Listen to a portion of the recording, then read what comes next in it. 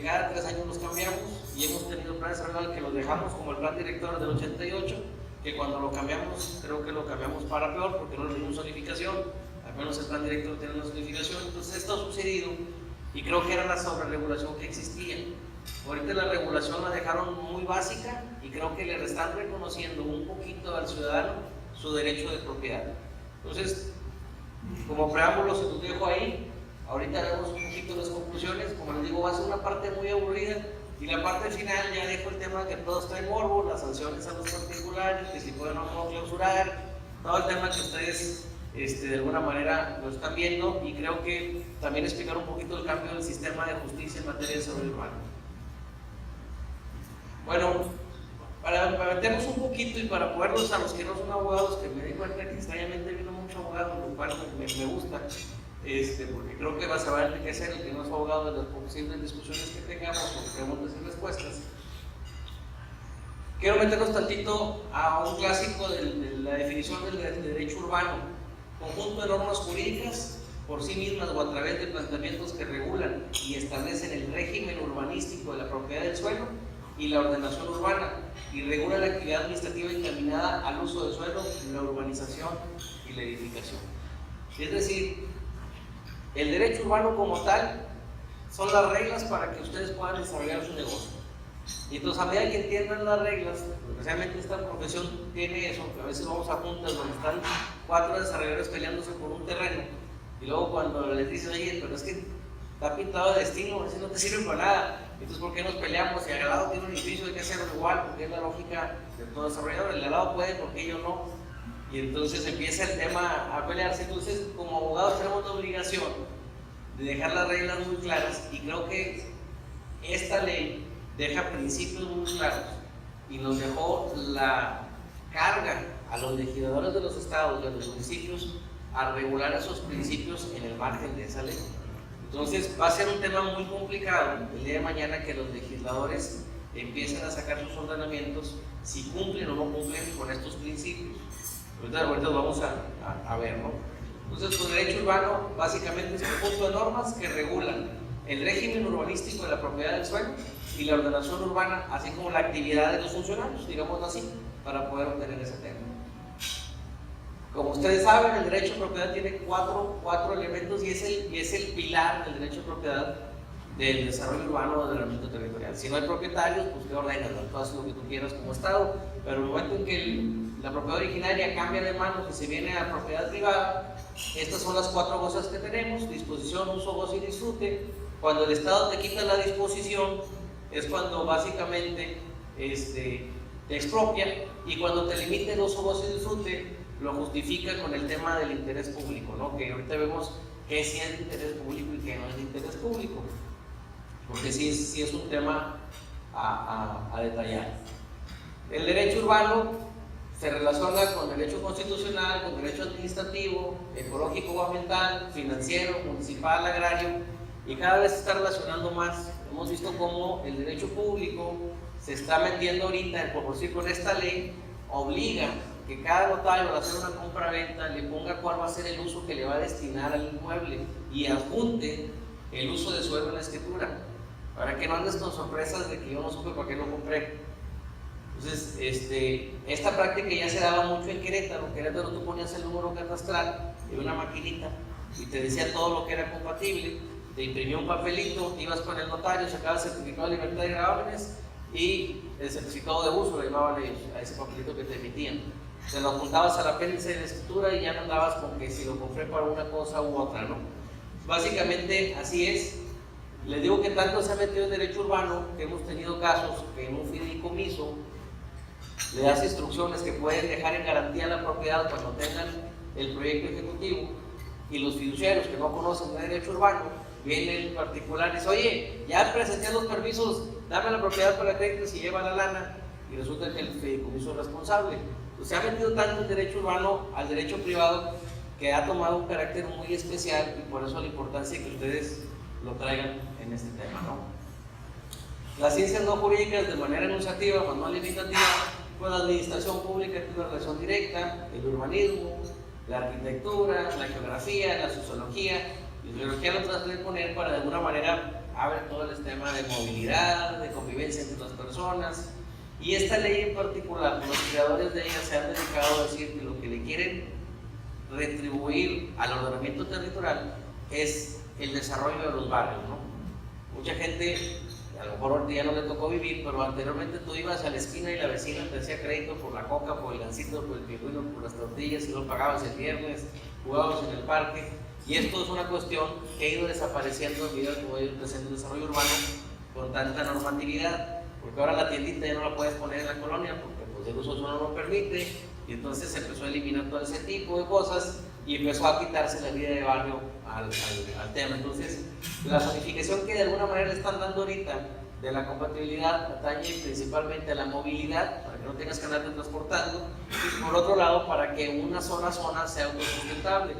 Hay ejemplos claros donde se tardó mucho en crecer. Pues si la zona de carretera nacional, si fijan, el tema de oficinas y comercios fue muy lento. Estamos hablando que se tardó como 12 años y era una zona que nadie le explicaba, teniendo 3 campos de golf, hospital, Prepatec, Prepauden, San Roberto, Euro, tenía todo, y la gente no se queda a trabajar allá. La gente que vive allá todavía se viene a trabajar a San Pedro o a Monterrey. Entonces, esto es lo que trata de evitar, que puedas poner por establecimiento de usos y cuestiones, desarrollos en aquel sector, para que la gente viva y trabaje donde mismo y evites un poquito la movilidad, ¿no? ¿Cuál es el objeto de la ley? Fijar las normas básicas del ordenamiento territorial, los instrumentos de observancia general para ordenar el territorio, mecanismos que permitan la participación ciudadana, y reconoce, fíjense, es la primera vez que una ley secundaria o una ley general reconoce un derecho humano de disfrute de la ciudad que no existe como tal en la Constitución. ¿Okay? Sí existe el derecho a un medio ambiente sano, a la vivienda digna, a la convivencia en familia, que a lo mejor incluye parte del derecho a la ciudad, pero que una ley te reconozca como derecho humano del disfrute de la ciudad no existe en la Constitución, y sin embargo una ley general lo está introduciendo en nuestro derecho. Los compromisos de los municipios: a 6 meses no tienen ninguna, a los 12 meses es participar en la adecuación de lineamientos metropolitanos, y a 24 meses adecuar los planes de desarrollo urbano. Las obligaciones para los estados únicamente va a ser que a los 12 meses se emita la ley de desarrollo urbano. Entonces aquí es donde yo creo que las cámaras van a jugar un papel muy importante, con las comisiones de legislación por un lado del Congreso y con las comisiones de desarrollo urbano por otro lado, para que la ley que vayan a sacar vaya acorde a esta ley general y no tenga que estarle incomodando posteriormente, para que esto se dé, ¿no? Creo que va a ser un compromiso muy grande tanto del Congreso como de los ciudadanos por sacar esta ley. Espero salga. Seguramente van a pasar los 24 meses que se vencen el 28 de noviembre y no va a salir. Vamos a tener que andar presentando amparos por comisión legislativa y a obligar al Congreso a legislar el tema. Espero y no, y que pueda ser un tema de punto de acuerdo en el Congreso, sacar esto en la sesión siguiente que sería septiembre, ¿no? Pero viene ese tema. Los transitorios tienen algo muy polémico y se los voy a soltar de una vez. Los transitorios dicen que todo aquel ordenamiento que contravenga esta ley queda sin efecto alguno. No le da un tiempo, no le da, no, simplemente por la entrada en vigor de la ley está derogando todo aquel ordenamiento que contravenga. Entonces nos podemos encontrar ahorita que si te aplican un plan de desarrollo urbano que no te da compatibilidad, puedas reclamar en términos de la ley general que no te están reconociendo las compatibilidades de comercio y servicio que te deben reconocer conforme a la ley. El tema de los usos mixtos habla de zonas de conservación y zonas de mejoramiento. Donde va a aplicar, donde todo es compatible, es en las zonas de mejoramiento. En las zonas de conservación se está apoyando en los instrumentos de planeación. Es decir, ¿qué está tratando de motivar? Que ya no te vayas a las orillas, haz una zona de mejoramiento, reduces movilidad y también reduces deforestación, que lo que se está dando en la zona metropolitana es muy sencillo. Hace 10 años nuestra zona metropolitana transitada era San Nicolás, Monterrey, Santa Catarina y un poco de Guadalupe. Ahora, con el tema de los impulsos de las políticas públicas de vivienda que no completaban para vivienda Infonavit, se abandonaron los centros de población y crecimos espantosamente Juárez, Cadereyta, Santiago, Pesquería. Apodaca creció mucho en el tema habitacional, que era de vocación 100% industrial. Y ahí sí, pues pobre alcalde, porque no estaban acostumbrados al tema de recolección de basura, seguridad pública, la industria hace todo. Entonces se expandió tanto que eso es lo que quiere evitar la ley. A zonas de mejoramientos, no limites alturas, estacionamientos ni densidades, crece donde mismo, utiliza la infraestructura y a medida que cooperes con la infraestructura es lo que tú puedes hacer. Entonces, si tú vas a hacer esto, ponle a la infraestructura y hazlo. Básicamente eso es lo que te dice la ley de zonas de mejoramiento. Entonces, cuando les toque participar en los planes de desarrollo urbano municipales que tengan que hacer conforme a esta ley, vamos a tener que tener cuidado que los alcaldes señalen cuáles son las zonas de mejoramiento y cuáles son las zonas de conservación. Eso va a ser el punto medular de este tema, ¿no? Y el plan actual, que viene ahorita, que viene con la ley, que es el primero que va a salir, que es el de Guadalupe, tengan cuidado con las condicionantes que está poniendo. Porque sí te da los usos de la competencia para cumplir la ley, pero te condiciona a muchas otras cosas que ni siquiera vienen en la ley. Entonces, va a ser un tema interesante de ir descubriendo el tema, ¿no? Ahí les va. El artículo 115 constitucional te dice que los municipios, en términos de las leyes federales y estatales relativas, estarán facultados para formular, aprobar y administrar la zonificación y planes de desarrollo municipal. Es bien importante que lo marca una jerarquía de leyes. Marca la ley federal, marca la ley estatal y al último, al municipio, de conformidad a esas leyes. La ley propiamente ya reconoce este sistema de jerarquía tanto de planeación urbana como de legislación. O sea, ya te pone cuál es el orden de los planes, textualmente la ley, y cuál es el orden de las leyes. Aquí la ventaja que tenemos, y por lo cual les digo que en la materia de planeación urbana, aunque el 115 programa la autonomía municipal la limita a que esté acorde a las leyes federales y estatales, por lo cual creo yo que desaparece su autonomía. Es algo lógico. Es como decir que San Pedro tiene basurero. No tiene. Lo tiene en el Carmen, Nuevo León. Se llama Cimeprode. Entonces no me digas que eres autónomo, porque no es autónomo. Sí recolecta la basura, pero va y la dispone en otro lado. Panteones es el municipio que menos panteones tiene. Municipales, no tienen panteones de otros tipos. Pero ahí la pasa. Yo creo que es el último que queda después de los dos panteones municipales. Entonces es un tema como si dijera San Pedro, voy a poner un muro en el túnel y no pasan. Pues imagínate, el Estado planeó ese túnel y ahora resulta que el municipio y su autonomía te lo cierra. Pues no puede, porque es una planeación que va por arriba del sistema de jerarquía municipal. Entonces es mentira la autonomía municipal que tiene el municipio en materia de zonificación. Sí la tiene, sí respeta las leyes federales estatales y por lo tanto respetar esas leyes sí respeta el sistema de jerarquía y planeación, es decir, el plan nacional, el plan regional, estatal, metropolitano, municipal y luego los planes parciales, ¿no? Entonces todo ese sistema de jerarquía, por eso está el dictamen de congruencia, para que tenga que sacar al municipio con el Estado que eso es lo que puede hacer.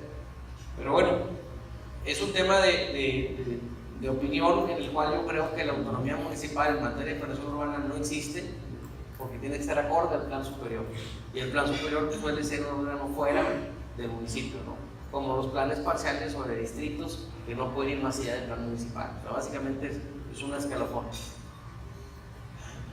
Son 10 principios. En esta presentación se los voy a mandar, les explico cada uno de ellos. Este es el resumen y a lo mejor a este regresamos al final. Pero son básicamente estos 10 principios que cada uno trae su toque de interpretación. ¿Y por qué su toque de interpretación? Porque ya dejarle esto a los técnicos, después de abogados, pues va a haber muchos temas que se van a interpretar de otras maneras. ¿Sí? Este creo yo que es el más claro de todos los principios. Derecho a la ciudad. Garantizar a todos los habitantes de un asentamiento humano, centro de población, el acceso a la vivienda, infraestructura, equipamiento y servicios básicos, a partir de los derechos reconocidos por la Constitución Política de los Estados Mexicanos y los tratados internacionales. Entonces, ¿qué está diciendo aquí? Que todo mexicano tiene derecho a una vivienda digna. ¿Qué significa vivienda digna? Que tenga drenaje, agua, movilidad, transporte, áreas de recreación. ¿Dice todo y dice nada? Sí. Así de amplio es un principio. Vamos a ver cómo lo elegir el día de mañana nuestro Congreso para poder aplicar este derecho a la ciudad como principio. Ojalá y sea una réplica de la ley del Estado de estos principios, que haga una réplica de los principios y que no empiece a inventar o opinar de ellos.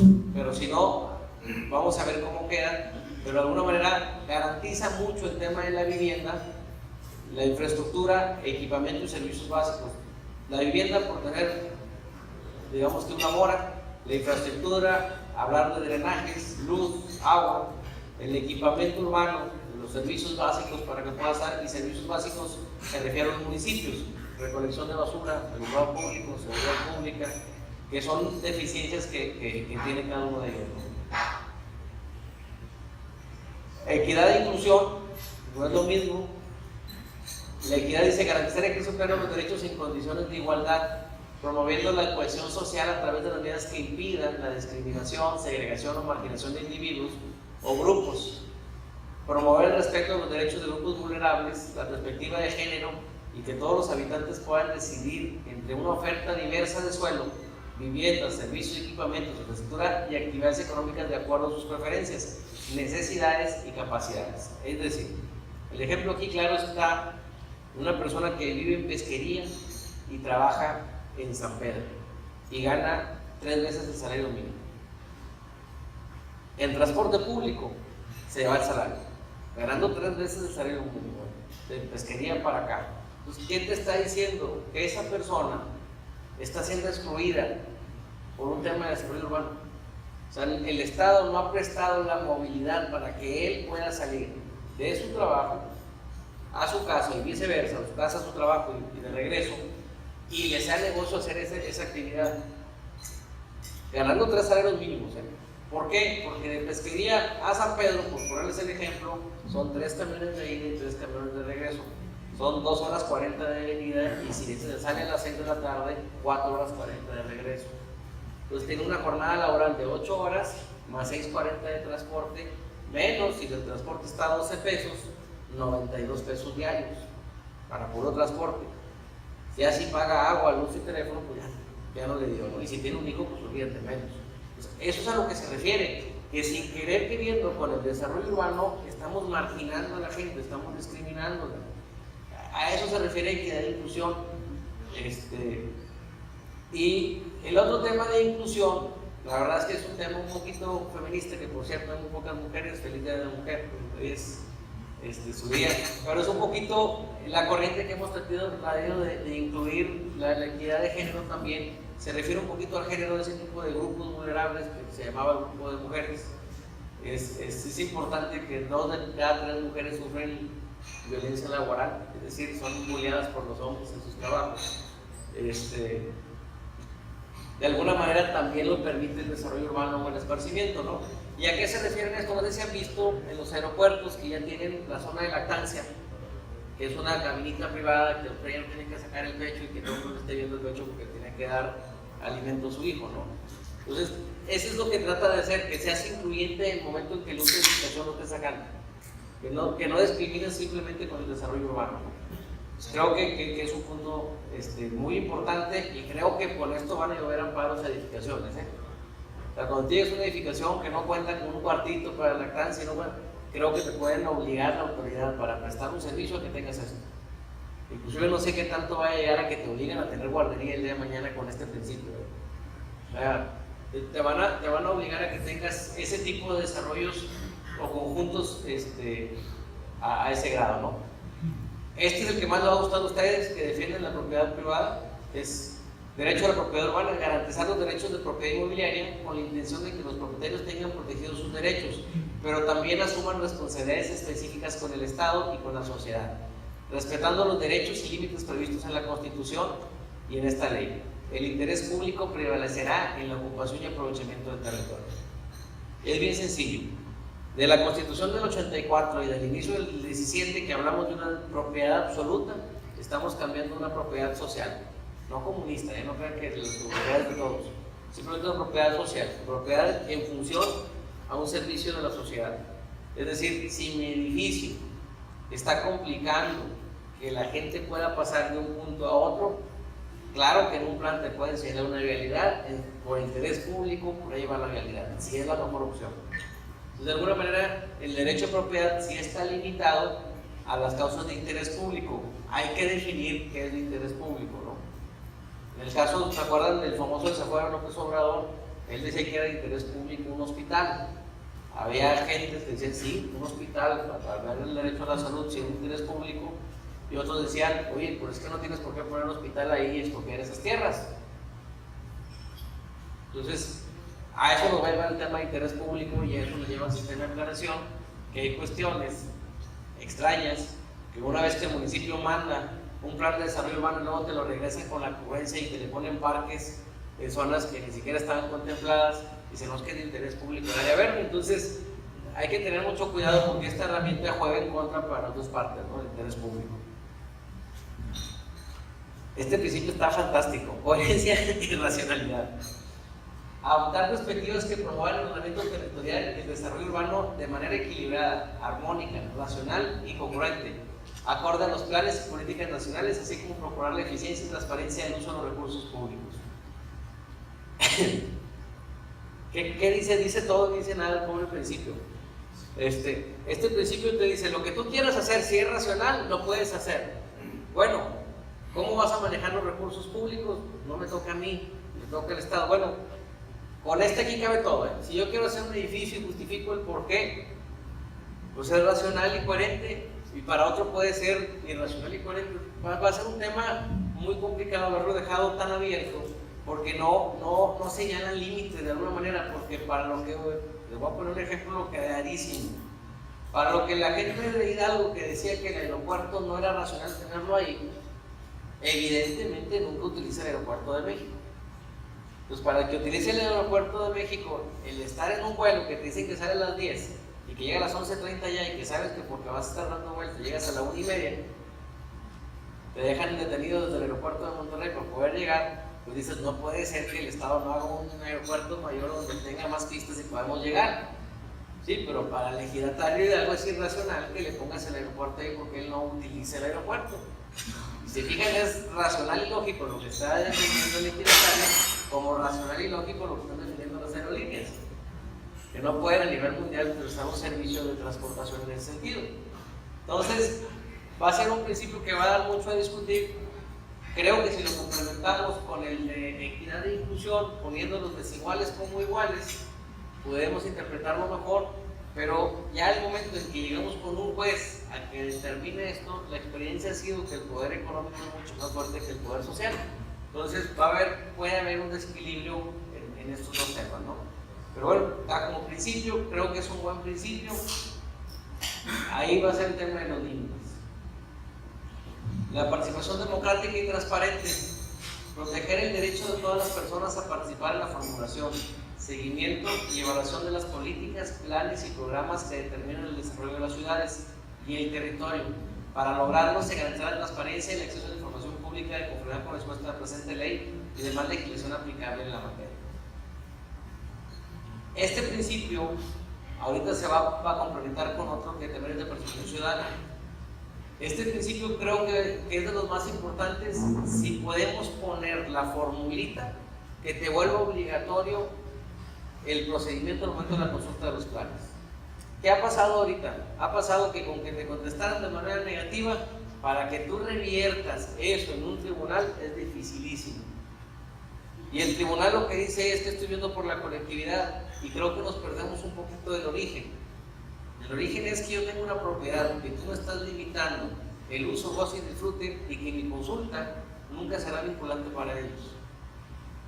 O sea, puedo decir misa, puedo decir lo que yo quiera, pero un pleito porque en las consultas me dijeron que no. Primero me tengo que esperar a que se apruebe el plan y que me cause perjuicio. Segundo, pedir el uso de suelo, para que ahí ya no es una expectativa de derecho y me lo apliquen, pero me lo aplican en el plan. Contra el acto de aplicación, demostrar que no está bien fundado y motivado el tema, pues te va a tardar 5 años, parece entonces ya viene un nuevo plan. Entonces, es un tema que creo que si le ponen de verdad dientes a esto y en verdad la participación sea democrática de los propietarios en el sistema de planeación, va a cambiar totalmente el sentido. Ya le pusieron dientes a qué sentido, que si es área de mejoramiento puedas tener usos compatibles. Eso sí tiene dientes clarísimos. Lo que no tiene dientes definidos es si la respuesta que te dan debe ser vinculante o no. No sé por qué no le quisieron entrar, porque ha sido el problema que tenemos. Y tampoco le han querido dar. Ahorita el sistema de planeación está bien sencillo y lo repite esta ley. Hay un municipio que pone al plan a hacer su plan, terminan el plan, se van al ayuntamiento, lo consultan, te ordenan la consulta, lo sacan a consulta 30 días, te contestan en 80, y luego lo mandan al dictamen de congruencia, el Estado hace lo que se le pegue la gana, lo regresa, lo publican, y lo que tú participaste, si te habían dicho que sí, te lo revocaron, no hay ningún problema, hasta que te causa perjuicio, que se refiere, saca tu uso del suelo y que te digan que no, y luego ya después de que haces tu uso del suelo y te dicen que no, vete a otro juicio. Entonces realmente eso no es participación democrática, porque ustedes que son inversionistas saben que si un proyecto lo voy a tener 5 años, pues deja de ser negocio, o el negocio que estabas previendo para ese negocio. Puede ser negocio a los 5 años para otra cosa, pero para eso el proyecto original es difícil. Entonces, para decirle a inversionistas, estamos garantizados que cuando hay un plan consultamos y lo que sale tiene que ser verdad, tampoco lo puedes decir. Intenta que se diga con este principio democrático, es decir, si todos estamos de acuerdo, pudiésemos señalar nuestras zonas de mejoramiento, nuestros usos. A eso es lo que está llevando esta ley. Falta que los municipios quieran soltar esa batuta, ¿verdad? Porque lo dice la ley muy bien, falta que no nos pongan trabas. Productividad y eficiencia. Fortalecer la productividad y eficiencia de las ciudades y del territorio como eje de crecimiento económico a través de la consolidación de redes de vialidad y movilidad, energía y comunicaciones, creación y mantenimiento de infraestructura productiva, equipamiento y servicios públicos de calidad, y maximizar la capacidad de la ciudad para atraer y retener talentos e inversiones, minimizando costos y facilitar las actividades económicas. Si esto fuese cierto, vamos a ser millonarios todos. O sea, si en verdad lo llegamos a aplicar, va a cambiar. Yo he conocido inversionistas extranjeros que llegan aquí a quererse poner en un lote industrial y que para poderle dar su permiso lo retienen 1 año. Ya tienen permiso, ahora tienen que sacar los permisos de Profepa, de Semarnat, y luego tienen que sacar los permisos de la Secretaría del Trabajo. Yo creo que esto lo que está apuntando es, vamos a unificar el permiso, pero a unificar a medida de que si no me lo haces en determinado tiempo, se tenga por protocolo y tú síguele. A mí me choca compararnos con los americanos, les soy honesto, pero en Estados Unidos me sorprendí hace poquito, me tocó participar en un gasoducto que viene de San Antonio al Carmen, Nuevo León, con la reforma energética, el primer gasoducto. Con ese gasoducto tuve que sacar 107 permisos del pedacito de Anáhuac al Carmen, y en Estados Unidos sacaron 2 permisos. Olvídense de la forma en que tuve que negociar con 230 propietarios de Anáhuac al Carmen. Allá es, por ahí va el gasoducto y pasen a la caja de la tesorería por el dinero que está consignado. Te guste o no te guste, por ahí va a pasar el gasoducto. Entonces, ¿por qué? Porque incentivan el crecimiento. ¿Qué tiene Texas? Petróleo y gas. Si te pones a ponerle trabas al gas, ¿qué vas a hacer? Vas a hacer improductivos tus pozos. ¿Qué pasa con un pozo productivo de gas? Se pierde. Eso no puedes retener como el petróleo, tienes que licuarlo, ponerle hidrógeno. Es una inversión mucho más grande. Entonces, ¿qué hacen? Allá hay gas, sácalo, véndelo. Entonces, de alguna manera incentiva la productividad económica e incentiva la inversión. Cuando tú le explicas al americano que no, mira, ya saqué el impacto social de desarrollo social, ya saqué de la CENER el precio que nos va a pagar CFE, ya saqué de la CENACE que no soy un jugador monopólico, ya saqué también de competencia económica que efectivamente no lo soy. Son 107 permisos y luego, oye, en el plan de Anáhuac no está despojado el tubo. ¿Cómo saco un permiso municipal para construir un tubo? Bueno, está bien. Ya el alcalde rapidito consulta el plan, sale, ahora le vamos, se acabó, dale el gasoducto. Oye, ¿y cómo te cobro los metros de construcción? Porque no endosan. Y la ley de ingresos nos dice que si no viene previsto cómo cobrártelo. Pues hemos hecho tan complicado el tema. Imagínense la mente de un alcalde de Anáhuac, como quiera, pues recibe mucho dinero porque le pagan por el Puente de Colombia. Pero brinquemos al siguiente, La Paz, un Naranjo, ¿no? Menos de 1000 habitantes, le dices que viene un gasoducto, que hay que pagarle derechos, que van a ganar la lana que nunca le había quedado al municipio de puros derechos, y luego que le dice su abogado, pero ese derecho no está establecido y auditoría te puede sancionar. Bueno, ojalá que con este principio se quite todas esas trabas, ¿no? Porque eso es a lo que nos ha estado llevando. Y no quiero, que veo varios desarrolladores de San Pedro. En San Pedro sabemos que te metes entre 12 y 24 meses con un permiso cumpliendo, O sea, cumpliendo. Entonces, creo que ojalá y esto establezca dientes, tanto la legislación estatal como los reglamentos municipales, donde también la autoridad, por no soltar esto, tenga una sanción. Realmente no lo establece, sí viene como principio de la ley que deberá establecerse en las leyes estatales que se sancione. Espero que lo hagan, porque eso lo tenía también la ley del 93. Y nunca vi una ley que dijera que el funcionario público que no termina un permiso en tiempo es delito. Lo que sí vi es que el que construye en violación es delito. Entonces, es un tema que está un poquito disparejo. Entonces, lo que les iba a dar de los americanos es, tú cuando vas a un edificio en Estados Unidos, consultas el plan, imprimes la hojita que te digo, que van a perder, como en Querétaro, vas y manifiestas bajo protesta, es verdad que cumples con los lineamientos y te arrancas. Luego, si te toca mala suerte, te cae Hacienda, la EPA, te revisa, pero si cumples con todo lo que dijiste, te da tu sello de funcionamiento y que te vaya muy bien. Entonces, yo creo que aquí debe ser así. Vas a hacer un edificio, ya sabes cuánto tienes que pagar, autodetermínate, ven, hazme una declaración bajo protesta, y ahora sí, si no cumples, te sanciono. Pero si cumplías con todo lo que establecía la ley, con lo que establecían los planes, pues adelante, o sea, no me detengas por un permiso, manéjalo al revés. Y esto, quieran que no, dice inclusive los ingresos de los municipios, porque te cae la lana directa rápida, y sacas prediales rápidos, y sacas todo rápido. De la otra manera, tienes un edificio de 500 departamentos, 24 meses que cumplía, pues son 24 veces que el terreno te sigue pagando interés familiar sobre el valor del terreno, no puede traer imposición, es lo mismo, o sea, te viene a cargar más al municipio. Y creo que el municipio debe de tener este tipo, si fuese así, si fuese de autodeterminación, va a tener con el paso de los tiempos un comportamiento muy presupuestable para los consiguientes. Y ahorita los municipios no saben cuánto les va a caer de derechos. Saben cuánto les va a caer de multas, pero no de derechos, porque ya están predestinados a multar, eso sí, pero no a otorgar permisos. Entonces, hay que ver ese tema, ¿no? Creo que el sexto principio, que es protección y progresividad del espacio público, dice crear condiciones de habitabilidad de los espacios públicos como elementos fundamentales para el derecho a una vida sana, la convivencia, recreación y seguridad ciudadana que considera las necesidades diferenciadas por personas y grupos. Se fomentará el rescate, la creación y el mantenimiento de los espacios públicos que podrán ampliarse o mejorarse, pero nunca destruirse o verse disminuidos. En caso de utilidad pública, estos espacios deberán ser sustituidos por otros que generen beneficios equivalentes. Les voy a poner 3 ejemplos bien interesantes. Donde está el C4 de San Pedro, ¿qué era? Era un área verde, era un espacio público. Ok, ahora está prestando un servicio público, es compatible. Nada más que ¿dónde me vas a reponer ese pedazo de área verde? Es lo que está diciendo. Y otra, para que no se confundan los legisladores, el tener lugares de convivencia, recreación y seguridad, ahorita se le ha cargado la mano a la IP. Y les voy a poner ejemplos claros. Galerías Monterrey. Galerías Monterrey es de las plazas más concurridas, que no estoy seguro porque no lo sé, pero puede ser un mejor negocio el estacionamiento que el local comercial. ¿Ok? Sin embargo, la gente no consume.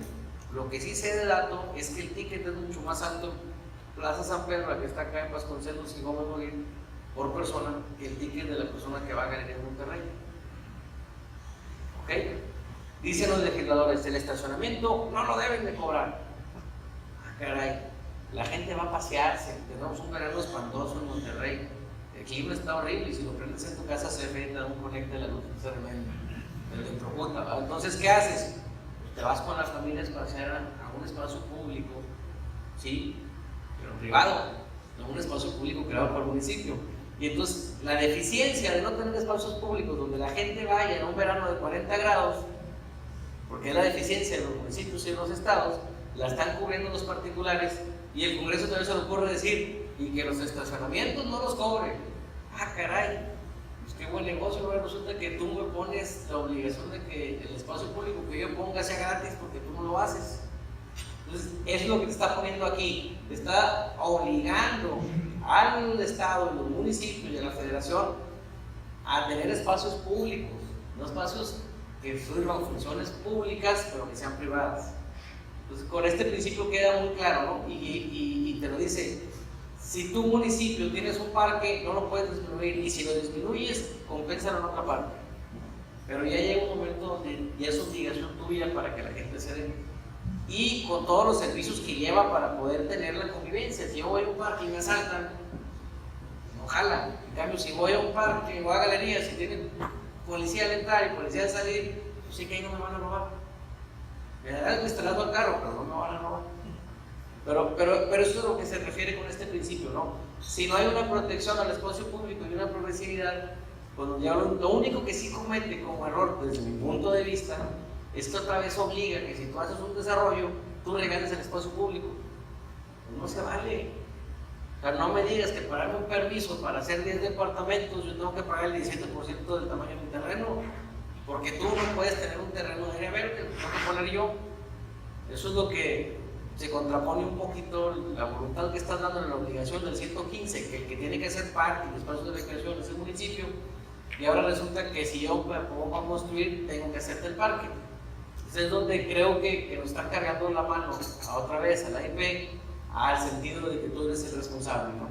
Sin embargo, el criterio de la Corte ha sido que ese 17% es inconstitucional, porque es obligación del municipio y no del particular. Es tan injusto que porque tú me des un permiso, yo tenga que darte el 17% del tamaño de mi terreno, y a veces hasta los lotes lo quieren, porque me tocó el caso que decía, mira, en este lote, por ejemplo el centrito, pues cuando se hizo era una casa por cada 500, ahora caben 4, entonces págame el 17% proporcional de las otras 3, pero espérame, no tienes tú urbanizado, eso es a lo que se presta, ¿no? Y aquel que hace, hay otro tema de la ley del Estado que te dice, en fraccionamientos habitacionales el 17, en fraccionamientos no habitacionales el 7, si lo hago mixto, ¿qué es?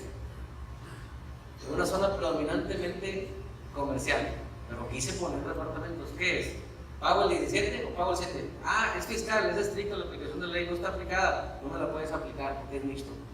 Y mixto no lo trae, ve el 201 y vuelvo a revisar, no lo trae. No, te voy a cobrar el 17 de los departamentos y el 7 de los comerciales. No dice eso la ley. Aquí te dice, para usos habitacionales el 17, para usos no habitacionales el 7. El mío es mixto, no viene. Entonces, ese es el tema que de alguna manera creo que aquí le faltó ser más claro. Lo que sí fue muy claro es que establece la obligación que para hacer un desarrollo pongas todas las áreas verdes de las áreas de equipamiento. Pues volvemos a lo mismo. Resiliencia, seguridad urbana y riesgos. La palabra resiliencia pues está de moda, ¿no?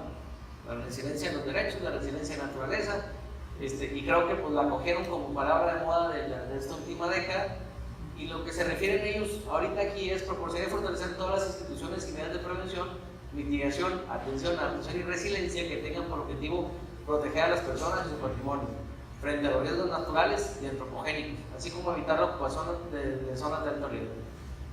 La resiliencia aquí se refiere mucho al tema ambiental en relación a la actividad del hombre, o antropogénica, que le llaman también muy concretos los nombres de las dos palabras. No hacen complicada una ley que debe ser mucho más sencilla. La resiliencia ambiental quiere decir que la naturaleza por sí misma, cuando llega un huracán, se lleva todo lo que hay en el río, porque la corriente del río así es, y por el paso del tiempo la vuelve a poner con vegetación, y de manera natural esa es la resiliencia. ¿Para qué sirve que haya vegetación? Para que le baje la velocidad del agua. En su momento, la gente aquí lo que hacemos es limpiarla y mejor ponemos rompepicos porque la estamos urbanizando, o sea, la estamos adaptando a la ciudad, pero la naturaleza era muy sabia que el río se vuelva a llamar de sabinos, que es el árbol que se da ahí, y tiene la fuerza del agua. Esa es la resiliencia. Aquí la estamos adaptando a la resiliencia urbana respecto a las zonas de riesgo. El problema es que, si ustedes ven el atlas de riesgo que tenemos aprobado, primero quiero que puedan ver el plan, que lo puedan abrir y que digan, este es mi lote, ¿qué color trae? ¿Quién sabe?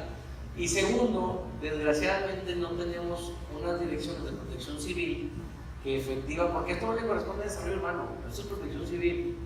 Y si estamos en un país donde bomberos ni siquiera forman parte del Estado, deben que andar vendiendo boletitos de bomberos que te dan una cosa, porque si no, no hay bomberos. Más, para bomberos fue negocio darte el visto bueno. Y si no te lo dan, no cobra. ¿Qué va a hacer bombero? Pues te va a dar visto bueno. Es la realidad. Entonces, creo que puede ser una gran oportunidad para seguir creciendo con protección civil. Sin ser priista ni pronati, creo que de los pocos gobernadores que les ha tocado crecer en protección civil, y creo que fue por una cuestión personal, ha sido Natividad González Parás. ¿Por qué? Porque a él le tocó el Gilberto como secretario general de gobierno, le echaron la culpa que no hubo prevención. Cuando llega el gobernador, la tendencia con más presupuesto en aquel entonces fue protección civil, y ahorita pues es la que menos tiene. Ustedes ven el presupuesto, pues no tenía ni helicópteros, rentó un helicóptero viejito, y después, ojalá y nadie dando los registros ahí arriba y se quedan dorados, porque no van ninguno de ustedes, como cuando se cayó el avión acá por Bustamante, decía protección civil que no había forma de llegar porque no tienen el instrumento, pero se murió el maestro, que más descanse y excelente persona, y lo buscaron hasta el gobernador, ¿verdad? Entonces, eso es lo que se llama equidad, ¿verdad? Si vas a ir por protección civil a buscar uno, también al otro, tenga o no tenga. Creo que esto lo están metiendo sin tener capacidad de respuesta a protección civil. Y hoy por hoy creo que protección civil la han utilizado para cuestiones políticas. ¿Se acuerdan de aquel edificio que derrumbaron allá por Rangel Frías? Por un tema de agua y drenaje de un tanque que mojó toda esa área, movió el edificio, y ahora resulta que el edificio estaba mal construido y la culpa la tenía el edificio. ¿Y a quién usaron? A protección civil. Entonces, protección civil sí es una dependencia con muchos dientes, muchos. De hecho, ningún juez te da suspensión contra actos de protección civil, pero desgraciadamente le hemos utilizado como instrumento político, no como un verdadero instrumento de salvaguardia y resiliencia. Pues bueno, esto está de moda desde hace 20 años.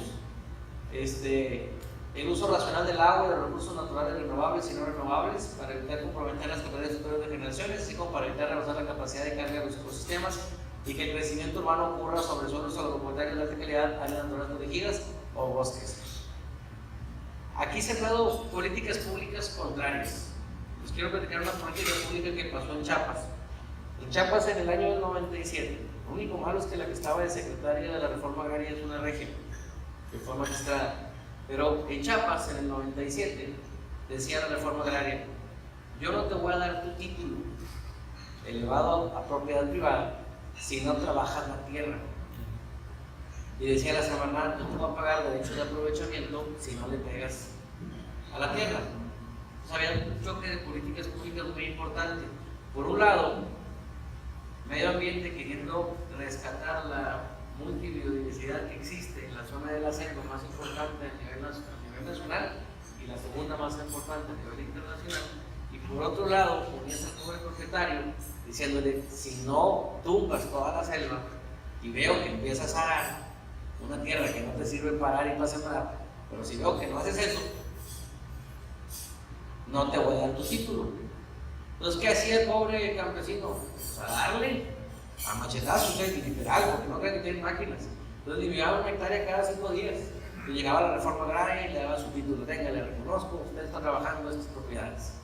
Y luego llegaba Profeco y venga y le reconozco que hizo un delito ambiental, ¿verdad? Entonces traíamos un tema y le pegamos al 20% de la selva con esos choques de políticas públicas.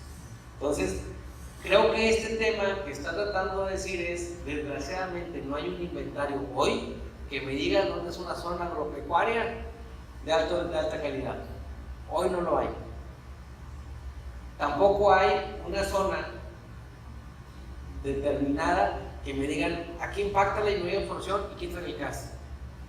Porque sabemos que la tierra de Nuevo León no es de absorción, somos tierra de piedra, la mejor caliza del país está aquí. ¿Qué quiere decir eso? Que no hay tierra para absorber. ¿Qué le pasó a todos los cerros cuando llovieron?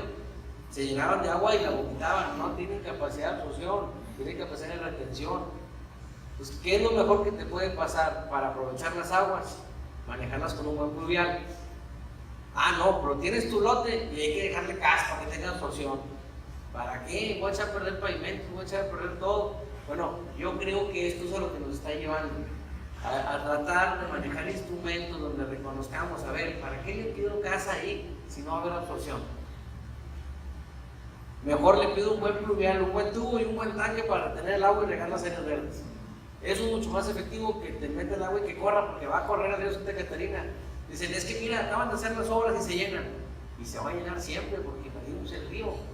El problema es que el río no es así de delgadito. Entonces, ¿qué pasa? Que el agua busca su nivel, va a pasar con todos los pasos del nivel de ahí. Aunque digan: es que rómpele y se va al río. No es cierto, son los niveles. O sea, no le queramos tanto al grupo Reforma cuando te ponen la nota que no saben hacer pluviales. No, estamos sobre el río. Tanto Constitución como Morones es parte del río, pero hemos ido canalizando, le ponemos un rompepicos, le ponemos este tema y hemos tratado de ganarle terrenos al río. Esto es lo que hemos hecho. Pero de alguna manera, el Parque de Cumbres es otro ejemplo. ¿Se acuerdan que el Parque de Cumbres era del río Santa Catarina hasta Galeana? Y luego, en el 95, por ahí 92, no me acuerdo el año exactamente, lo redelimitan y dicen: los terrenos de mi compadre se quedan afuera, y empiezan a delimitarlo. Entonces, creo que cuando agarramos seriedad en esos dos temas, o sea, que tengamos, porque lo mismo pasa con terrenos forestales. No sé si a alguien le ha tocado ver el inventario de terrenos forestales, es todo el país.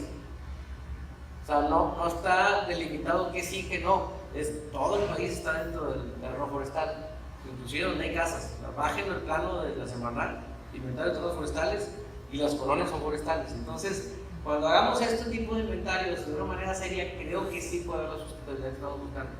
Pero si estamos achichados a que no te puedes desconectar en toda la propiedad, tienes que dejar una parte de área verde. Hay veces cosas ridículas que dejan 20 centímetros por toda la orilla para cubrir los 4 metros cuadrados que ocupo dejar. No te sirve para nada para la absorción, y lo que sí es que te desgracia tu desarrollo. Entonces, cosas como esas creo que ya las tenemos que empezar en conjunto con la coherencia y racionalidad que establece y con otros principios.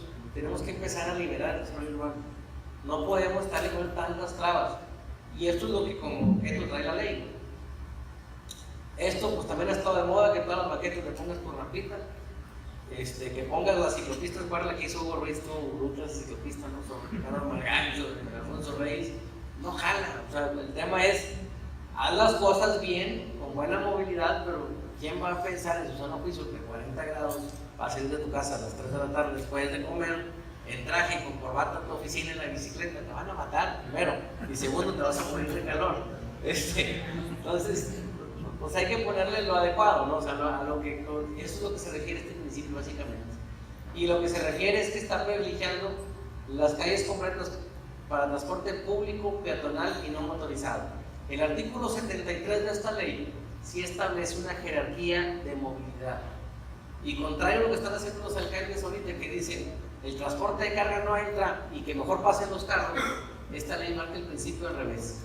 Lo que te dice es primero peatón, después bicicleta, después transporte público de pasajeros, después transporte público de carga y después el carro particular. Les voy a platicar la anécdota del reglamento homologado. El reglamento homologado te dice: puedes circular con camiones de 3,5. Perfecto. Entonces va a llegar un tráiler a Santiago, se va a estacionar, va a traer un montacargas. Un tráiler más o menos tiene capacidad entre 25 y 35 toneladas, si es full o si no es full. Vamos a suponer que era de 35 toneladas. Va a agarrar 10 camioncitos de 3,5 para meterse. ¿Qué te genera más tráfico? Nada más por lógica, ¿no? Eso es lo que te está tratando de poner la jerarquía de la movilidad. Es decir, no, al contrario, radica en lo que no haya estacionamientos en las edificaciones. ¿Para qué? Para que no haya carros y forces a la movilidad del transporte público. Eso es lo que está pasando. Aquí estamos manejándolo totalmente al revés. Nosotros decimos: no, por cada mesa de restaurante o por cada 5 metros, un carro. Y por cada 18 oficinas queríamos en algún momento, y 20 de oficinas, porque si no, no funciona. ¿Qué provocamos? Cumpliendo con estas normas, que para 100 metros de oficina yo tenía que hacer 5 estacionamientos, poniendo uno por cada 20, y el estacionamiento son 35 metros cuadrados promedio. 35 por 5 me daban más metros cuadrados de estacionamiento que de oficina. Y lo único que generé es que nunca le dijimos: vamos a hacer más calles.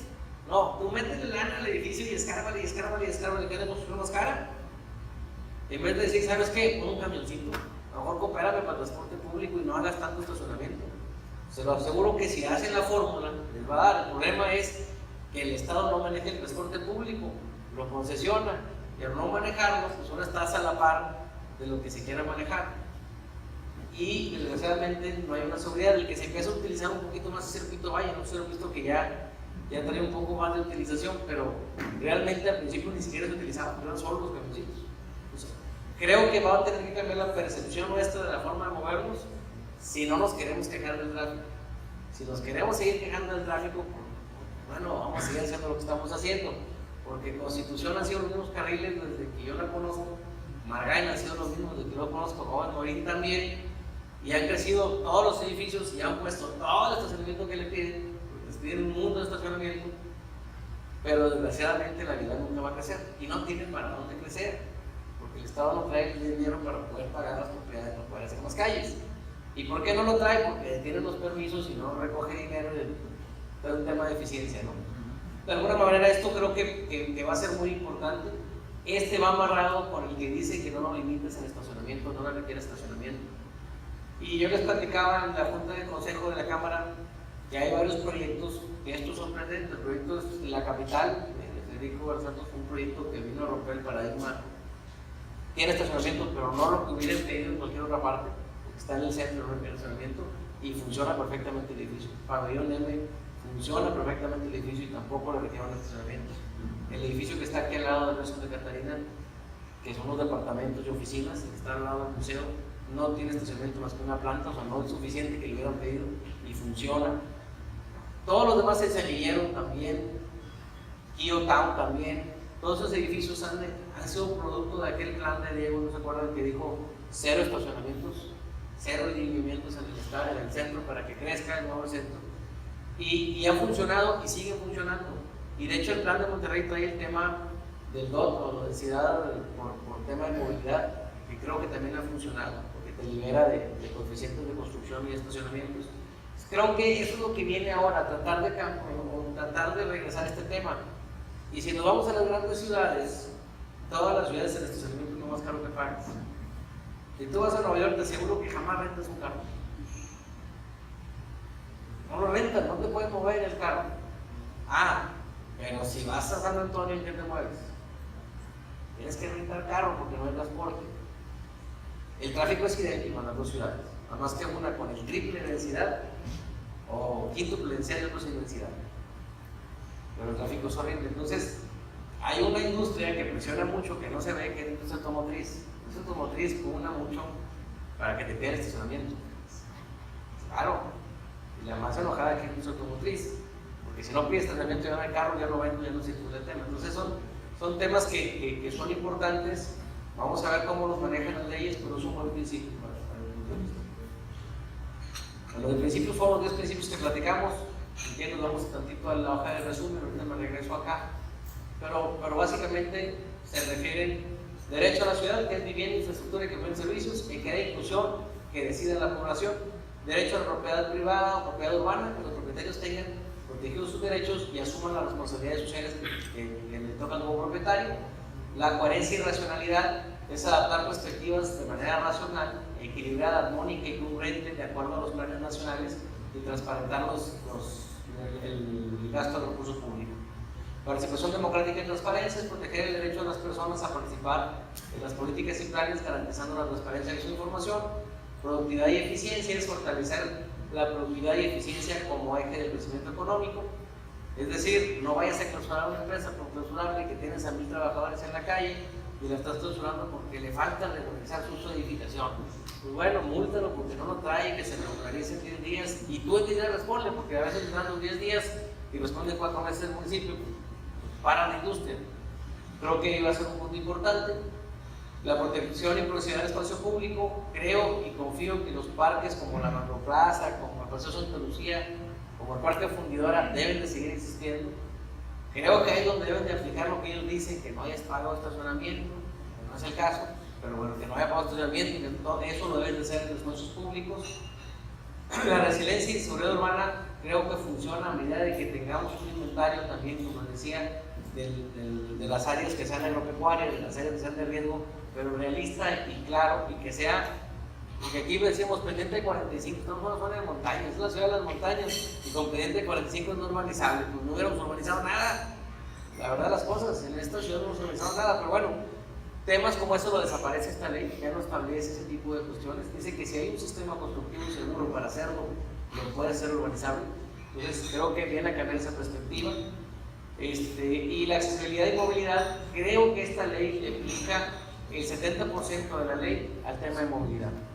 Entonces creo que si en verdad toma la responsabilidad del Estado de un sistema de transporte colectivo importante, creo que puede jalar.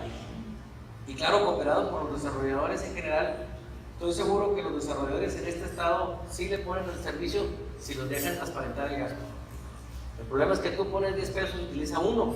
Entonces es donde donde no quieres que funcione, ¿no? Bueno, esa fue la parte aburrida de la ley. Ahorita si quieren al final abrimos a preguntas, pero fue la parte aburrida de la ley. La parte interesante y que es la que ha causado mucho ruido, inclusive para los municipios. Que los municipios, cuando se fueron las controversias constitucionales, primero no entendí por qué, porque ahorita les digo por qué pelearon. Los municipios pelearon las alturas ilimitadas, el estacionamiento, la clausura y el tema de la planeación metropolitana. Son las 4 cosas que le pegaron a los municipios principalmente. Hay otra más que no recuerdo, pero igual o menos importante. Los elementos de construcción te dice que en las zonas de mejoramientos deben de promoverse los usos mixtos, favorecer una mayor flexibilidad en las alturas y densidades de las edificaciones y evitar la imposición de cajones de estacionamiento. Textual, eso es letra de la ley. ¿Ok? ¿Qué te está diciendo esto? Que de alguna manera necesitan redensificar la zona, quitarte carros de las calles y usarse. El problema también es el abandono. ¿Qué pasó con el centro de Monterrey por muchos años? Ahorita se revaloró, tiene 3 o 4 años se revaloró, pero hace 5 años si te dan dinero las recomendaciones métele al centro. ¿Por qué? Porque ya venía la política pública de dejar de prestar el Infonavit en las orillas y buscar los confinamientos en las zonas de redensificación. Ahorita en el centro te cuesta el metro cuadrado muy similar a San Pedro y creo que es de los metros cuadrados más caros del centro de la ciudad. Ahorita de Monterrey creo que es el metro cuadrado más caro. Entonces creo que eso va a darle todavía más la razón al inversionista que trata de densificar. Creo que eso te va a quitar muchas trabas para la densificación y vamos a ver cómo reacciona el municipio, porque esto fue lo que peleó el municipio. Básicamente el municipio fue en la controversia constitucional que no quiere esto. Entonces son de las cosas medias inentendibles, que lo que has tratado de pugnar para un desarrollo de la ciudad, que es la densificación. ¿Se acuerdan del tema del Plan 2020, que yo creo que ha sido, no puedo decir de los mejores porque considero que no ha habido tan buenos planes en San Pedro, pero creo que fue de los planes que cambiaron del 2020 al 2024, más bien me refiero al 2024. 2024, ¿qué pasó? En el 2024 toman en la mano, ¿qué administración que era de Fernando Margay? El informe del INEGI, y decía el INEGI que San Pedro se había vuelto una ciudad de viejitos, donde los hijos no podían vivir en San Pedro, por un tema bien sencillo, por la misma estadística que tiene el gobierno mexicano, que la mayoría de los que pagan la cuota son los abuelos. Ese mismo tema, el poder adquisitivo del joven de 25 a 40 años, bueno, hasta 50 es joven ya.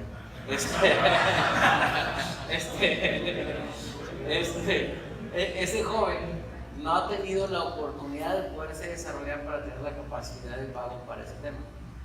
Entonces, como no hemos dado la oportunidad como municipio para ese desarrollo, no podía pagar los terrenos que estaban en venta por parte de la gente que iba desocupando. ¿Y qué pasó? Creció una zona que se llama Carretera Nacional. Fue un ejemplo claro, ¿eh? Los hijos de los sanpetrinos vivían en Carretera Nacional. ¿Qué pasó? Que el Plan 2024 reconoce esa falta poblacional en el municipio y puso 4 polígonos de actuación importantes: Casco Urbano, Centrito, Ricardo Margay y Valle Oriente. Valle Oriente ya existía por el estado, pero todavía lo liberó un poquito más. ¿Y Centrito qué hizo? El terreno que tú tienes, que es carísimo, vamos a subirle la densidad y a subirle el coeficiente de utilización de suelo en materia habitacional. Es decir, en aquel plan 2024 el CUS habitacional era libre, ya sea unifamiliar o multifamiliar, y el CUS para comercio sí controla. Entonces hacías un fraccionamiento moderno, hacías un conjunto urbano dentro de un lote donde tenías tus primeros pisos comerciales para aguantarte tu CUS de 2 o CUS de 1 que tenías, y luego tu densidad de los 4 departamentos la aventabas casi sin límite de alturas, porque la altura es la mitad de la distancia con el primer lote zonificado habitacional en el plan. Si tú estabas en Hudson, pues el primer lote es cruzando Calzada de Valle, la altura que tú quieras. De alguna manera, ese plan creo que reconoció un problema y lo trató de resolver. El problema es que, como la mayoría de los mexicanos no leemos la historia, estamos obligados a repetirla, sacamos un plan 2030 donde ya no quiero alturas, el CUS te cuenta y no lo vuelvas a hacer y no y te van a tomar esa política pública. Entonces, eso es lo que de alguna manera, con este principio y con este que está poniendo otra ley que lo está tomando, es olvídate de la creación de lo que estén haciendo los alcaldes o no en su zonificación. Su zonificación debe ser flexible tanto a alturas como a densidades. Es decir, le caben 3 departamentos más, hay infraestructura hidráulica, hay infraestructura eléctrica y de movilidad, ponlos. Básicamente esas son las 3 cuestiones que están limitando. Si tienes la factibilidad de agua y drenaje, si tienes la factibilidad de luz, si tienes el dictamen vial procedente, dale. Y así en la plática que tuvimos ahí de trabajo, decía, es que yo bien sencillo, les voy a negar todo porque no cumple con el dictamen vial. ¿Y qué tal si te lo pido sin estacionamiento? Yo no voy a tener que necesitar carros para llegar a mi edificio. ¿Cómo me lo niegas? Si no voy a llegar en carro porque no tengo acceso a carro, no puedes negar la libertad de caminar. No me lo puedes negar. Eso es lo que está impulsando esta ley, que el desarrollador sea atrevido y diga, ¿sabes qué? 0 estacionamiento. Y si hago 0 estacionamiento, no ocupas carro para llegar conmigo y si ocupas transporte público. Entonces la gente va, el día de mañana que empieza a habitar esas zonas, que no tiene dónde dejar el carro, ¿qué va a hacer? Estado, transporte público. En lo personal, en el 2001 me tocó irme al DF a estudiar una maestría. Llegué con mi carro como buen provinciano, me pararon luego el Teques porque la placa no circulaba, pues no le sabía, y bueno, no pasa nada. Llegué al edificio donde puse la oficina, tuve que pagar pensión. Llegué al departamento donde estaba viviendo, tuve que pagar pensión. Llegaba a juzgados, tenía que pagar bien y viene. Regresé el carro al 3er mes, era más fácil moverse en transporte público. En verdad, Ciudad de México en muchas zonas tiene un buen transporte público, te mueve muy bien, y si no tiene, te mueves a la zona donde hay transporte público. Entonces, ¿qué obliga a redensificar las zonas de transporte que lo está haciendo Monterrey con el famoso DOT? Acércate 500 metros a la línea del metro, acércate 500 metros a los parques, entonces garantizas espacio público, garantizas movilidad. Básicamente, a eso nos está llevando estos lineamientos urbanísticos. Olvídense de CUSCAS, olvídense de todo eso y remetimientos. Haz lo que quieras, pero hazlo a medida que la infraestructura lo pueda. Es lo que te está diciendo. No puede la infraestructura, júntense los vecinos, métanle la infraestructura y hagan lo que quieran. Eso te está dejando. Y entonces con eso te está reconociendo tu propiedad privada. Y ahora sí te está reconociendo que los límites tú los pones a medida que no afectes a los demás. ¿Por qué? Porque nos pusimos de acuerdo todos a hacer condominios aquí. Yo no quiero hacer condominios, pero tú te sales de este conjunto urbano. Y entonces tú vas a hacer una casa unifamiliar, no tener 20 edificios. ¿Usted cree que se va a salir? No se va a salir. Se va a meter y va a decir, bueno, ¿cuánto nos toca poner y quiero seguir? Porque va a seguir siendo un negocio, vas a fomentar la economía con ese tema. Entonces, de alguna manera eso es lo que está pegando. Mucha gente decía, yo vivo en el Rosario, me van a hacer un edificio. A ver, no se le puede hacer zona de conservación. Si tú como propietario la pides, nada más no te quejes que tu terreno no sigue costando más como el de Centrito, porque tú lo que hiciste es destinar que no costara, por calidad de vida, si tú lo quieres ver así. Entonces es donde le está dejando la decisión y es con lo que empecé la plática. Y yo no sé si tengamos la cultura necesaria de la ciudadanía para poder ponernos de acuerdo y no pelearnos con los vecinos. Porque el tema de los usos de suelo, a lo mejor en San Pedro no se da que salga el vecino a darle brazos a otro que tiene la música y la caguama, todo lo que da en el tercer piso. Yo les puedo poner ejemplos vivos de Santa Catarina, donde es costumbre que la azotea del tercer piso es la zona del asador y de la fiesta. Y hay que entenderlo, porque no hay parques, son casitas que empiezan de 7 metros y terminan de 10 atrás. Pues la parte de la azotea, porque si vas hacia adentro, comparte cuarto del hermano y la hermana y el papá. Entonces, de alguna manera, no te queda otra más que la azotea. Y ahí sí se brincan de techo a techo a partirse el queso porque no me dejan dormir. Entonces eso es lo que está tratando de evitar. Lo que no sé es qué tanto grado de cultura tenemos para que esa gente se ponga con lo que se puede hacer y no se puede hacer. O sea, veamos Nuevo León completo, no lo veamos como islita. Entonces, de alguna manera, esto es lo único que yo creo que nos está poniendo como traba. La cultura de los ciudadanos, tendremos la capacidad de ver esos usos mixtos, tendremos la capacidad de poder convivir. Yo tengo aquí mi casa, pero no quiero lavar la gasolinera. Pero quiero 5 carros, ¿no? Entonces, tengo esa capacidad de poder ceder de mis derechos para que luego el otro pueda hacerlo. Eso es lo que nos vamos a cuestionar todos, ¿no? Y eso es lo que más miedo nos da, porque hasta el día de hoy la culpa es de la autoridad. Y es bien fácil decir, fue el corrupto de la autoridad. Y fue aquel de los que no, agarren los cuernos, se maneja el torito y ahora sí, usted haga, ya quiere que me calle esto, haga el tema, ¿no? Entonces, eso es lo que habla de lineamientos urbanísticos. El tema que ha generado mucho tema en los municipios es el tema de la clausura. Y es un tema muy importante, creo yo, porque por primera vez en una ley de desarrollo urbano se reconoce en materia libre el derecho a propiedad privada. ¿Qué te dice el artículo 60? Que la legislación local, es decir, la ley del Estado, en materia de esta ley federal, va a determinar los requisitos para las otorgaciones de licencias o permisos de uso de suelo, construcción, fraccionamientos, subdivisiones, fusiones, rectificaciones, condominios y para cualquier fracción urbanística en los siguientes términos. Deberá definir los casos y condiciones para la suspensión y clausura de las obras en ejecución, que en todo caso deberá ser producto de resolución judicial. ¿Ok? No dice resolución jurisdiccional. Primera ventaja, nos quita el tribunal contencioso encima. ¿Ok? Segunda ventaja, el sistema penal, te voy a poner una comparación.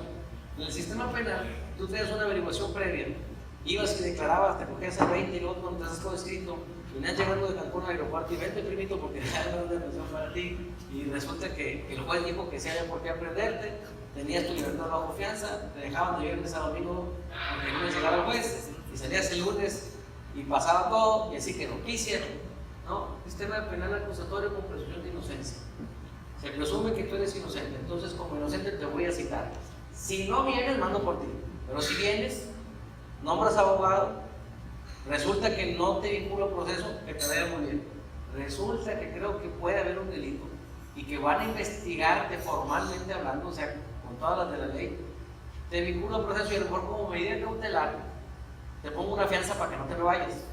Pero para que yo te ponga una medida cautelar, para que te quedes en el bote durante la investigación, tiene que ser un delito de los considerados graves: asociación delictuosa, secuestro y homicidio. Básicamente, lo consideraron por asociación delictuosa, le hicieron como ni manifestar, entonces va a ser un tema delicado ese tema. Eso es el sistema penal, creo que ha dado un vuelco tremendo. Bueno, en materia administrativa de desarrollo urbano, ¿qué pasaba? No te acercas al municipio, el tercer día te llegaba el inspector, clean, clausura, y ahí vas con el secretario para arreglar. Ese era todo el tema que pasaba. Y luego, ¿quieres hacer esto? Pues de que vaya clausura, con una facilidad, porque no hay responsabilidad. Te clausuran, regresas, arreglas y te vuelven a abrir, luego si te quieren volver a traer, te vuelven a clausurar. Y esto se prestó como un juego de chantaje, no Nuevo León. Nuevo León somos súper correctos y eso no pasa con nuestras autoridades. Eso pasó en todo el centro del país y para abajo. Pasa nomás en México. Entonces, ¿qué reconoce esta ley? Reconoce que al ser un derecho civil, la propiedad privada, le da valor al 14 y al 16 que te dicen que nadie puede ser privado de sus derechos, documentos, papeles, propiedades, sino mediante orden de un juez. Entonces, obliga al municipio a crear una carpeta donde ya fue inspeccionar, donde ya determinó pruebas, que le va a dar la presunción a un juez para poderte clausurar o suspender. No se asusten ni tampoco canten de regocijo. Empecé con una institución que les dije que no tenía fuerza, pero que tenía muchos dientes. O más bien, que no tenía presupuesto, pero que tenía muchos dientes. ¿Qué va a pasar cuando el municipio te quiera clausurar? Protección civil. Eso es lo que te va a pasar ahora. Hasta que lleguemos al abuso, como fue desarrollo urbano en su momento, y tengamos que sacar una solución judicial. Entonces, básicamente, lo que está reconociendo aquí es que tú eres propietario, que lo que tú estás haciendo lo estás haciendo bien, a menos que se te demuestre lo contrario, y una vez que se te demuestre lo contrario, se acaba tu presunción de inocencia y te somete a un proceso de proceso. Eso es lo que te está quitando. Pues, no hay que alarmarse. Los municipios, como les digo, me invitaron a platicar. Hay una confederación de ayuntamientos donde van a platicar, le dijeron, no se alarme, quieren clausurar, manden protección civil. Entonces la verdad es lo que van a hacer. Con protección civil no tienen manera, tengan o no tengan razón, para el juez que va a revisar algo. Hay gente que dice, el edificio está cayendo, dice protección civil. Tú dices al juez bajo protesta que no se está cayendo y que no se va a caer. pues va a decir, mira, yo como juez no te puedo decir síguele, porque si se cae yo soy responsable. Y desgraciadamente la función pública en México tiene que cuidar dos cosas los jueces: su jubilación, sí, para vivir por supuesto, tiene una verde de retiro muy bueno, su jubilación, y la otra cosa que tienen que cuidar es no meterse en problemas. Entonces se lo vienen al colegiado, y que los de arriba, que son tres, decidan, no vas a sacar nunca. Entonces, bajo ese conocimiento de las condiciones establecidas, pues era bien sencillo usar protección civil. ¿Qué va a pasar? Que van a tener que otra ley, donde también a la protección civil le pongan derechos y responsabilidades. Hoy ya tenemos una ley de responsabilidad patrimonial que está topada en 23,000 pesos. Entonces, si tú me demueles un edificio y yo voy por 23,000 pesos, como que baja el cero y no contiene. Entonces, creo que el sistema estaba dado para el chantaje. Con esto empezamos a dar un poquito de vuelco al sistema y creo que podemos llegar al tema. Recomendación: cuando ustedes hagan una edificación, siempre pregunten, lo ocupen o no lo ocupen, el dictamen de protección civil. Para que cuando lleguen, no, es que protección civil, a ver, aquí me dijo que se podía. Entonces, con eso, pues, con lo único que puedes contradecir a la protección civil. Y el tema que les platicaba, derecho de preferencia. La ley viene obligando a los notarios a poner el uso de edificación, pero no nada más a eso, también obliga a los notarios a entender cuáles son las zonas que están reservadas para el crecimiento urbano. O sea, un notario tiene que ser perito ahora de interpretación de planes, como perito de lavado de dinero, como perito. La verdad es que nos estamos bañando con los notarios, pero tienen que ser peritos en todo, y lo único que está pasando es que vas a hacer una operación y antes de la operación, ¿con qué pagaste? Te ponen el título ahí, te están limitando. Aquí va a ser lo mismo. Manifiesten dónde está el terreno. Y si va al municipio el notario, ¿qué creen que le van a decir? Pues está bien, solicítalo, yo te digo dónde está zonificado, pero ahí te veo en 6 meses, desde que salgamos, nos tenemos que salir, y si es comercial, pues que se vayan las comisiones y que haga todo lo que tenga que hacer. Y por lo pronto aquí hay responsabilidad para los notarios. ¿Por qué? Porque te establece, y también hay un tema horrible con los propietarios, porque establece un derecho de preferencia. Dice que el Estado y los municipios tienen derecho de preferencia en los terrenos que se encuentran en las zonas de reserva de crecimiento, e inclusive el suelo urbano vacante dentro de dicha reserva. Los notarios tienen la obligación de notificarle tanto al Estado como a los municipios al respecto. Es decir, yo llego con unas tierras de reserva, como le llaman ustedes desarrolladores, que están a las afueras de pesquería, que en el plan dice que es reserva de crecimiento.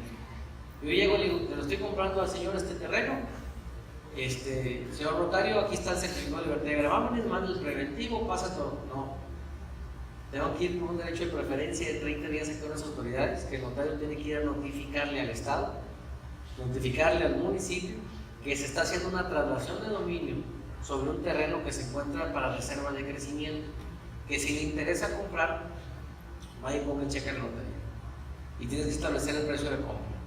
¿Qué pasa si no estableces el precio de compra? No hay ejercicio de derecho de preferencia. Entonces, ¿qué va a pasar? Que cuando tú vayas al municipio con tu escritura, es que yo soy dueño y dice el plan que aquí es reserva para vivienda, dame mi factibilidad. Demanda de nulidad de tu escritura. Y empezamos otro chantaje. ¿Quieres que me desista? Empieza el tema. Entonces, sí se metió mucho el tema del derecho de preferencia. Créanme lo que le dieron muchos dientes. Tengan mucho cuidado en la adquisición de tierras, de correr todos los traslados. Esto pasa mucho con el tema de terrenos agrarios. Te compras un terreno agrario y resulta que no compraste más que aire porque no era tuyo, entonces te lo quitaban. Va a empezar a pasar con esto.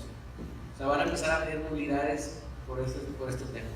Y el otro tema que también obliga a los notarios, y se los quiero recalcar para que no tengan, es que se debe adjuntar la licencia de autorización para lo que se puede utilizar el terreno.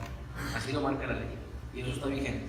Pues tengan mucho cuidado, porque inclusive si hago una operación y no pusimos la licencia, yo como comprador me puedo aprovechar de demandarte la nulidad de la escritura, más daños y perjuicios, más daño moral, porque yo ya me había hecho la ilusión de hacer un edificio aquí, pero no pusiste la licencia y resulta que era para una casa contra el propietario. Entonces también se va a prestar a chantajes entre propietarios. Pues tengan mucho cuidado con este tema. Les recomiendo mucho que al hacer la operación, los notarios no son expertos en el tema, búsquense un experto en este tema para que les haga tanto los derechos de preferencia como cumplir con los requisitos de las licencias que tienen que acompañar.